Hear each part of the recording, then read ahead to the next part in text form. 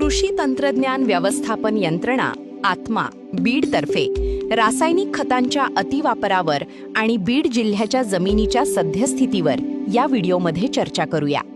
आपला विषय आहे आपली माती आपला ताळेबंद।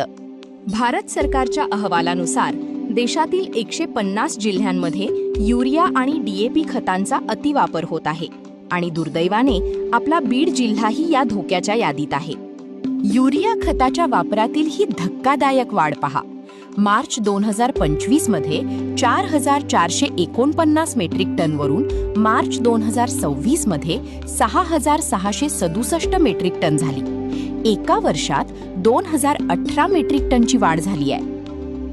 डीएपी खताच्या वापरातही प्रचंड वाढ झाली आहे। मार्च 2025 मध्ये 539 मेट्रिक टनवरून मार्च 2026 मध्ये 1508 मेट्रिक टनवर पोहोचला। ही एका वर्षात 977 मेट्रिक टनची वाढ आहे। हे वापर तिप्पट वाढल्याचे दर्शवते। आर्थिक फटका। जास्त खत म्हणजे जास्त उत्पन्न नाही। एका मर्यादेनंतर जास्त युरिया आणि डीएपी पिकांना मदत करत नाहीत, ते फक्त तुमचा खर्च वाढवतात आणि मातीची नासाडी करतात।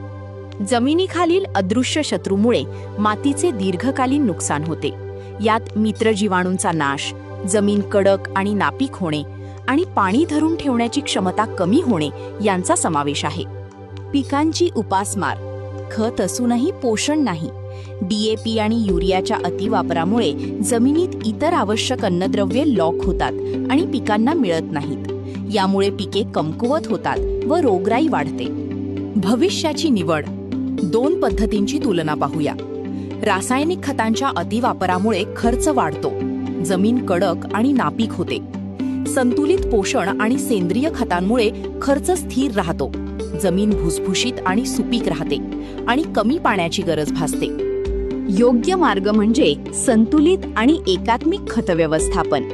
यासाठी पर्यायी खते, सेंद्रिय खत, जीवाणू खते आणि सूक्ष्म अन्नद्रव्यांचा वापर करा। पहिली आणि सर्वात महत्त्वाची पायरी माती परीक्षण। अंधारामध्ये गोळीबार करू नका। माती परीक्षण करा आणि मृदा आरोग्य पत्रिकेच्या शिफारशीनुसारच खतांचा वापर करा। यामुळे अनावश्यक खर्च वाचेल। आपली माती आपली संपत्ती, तिचे रक्षण करूया। आजच संतुलित खत वापराचा संकल्प करा। अधिक माहितीसाठी स्थानिक कृषी विभाग, कृषी विज्ञान केंद्र केव्हीके बीड आणि प्रकल्प संचालक आत्मा बीड यांच्याशी संपर्क साधा।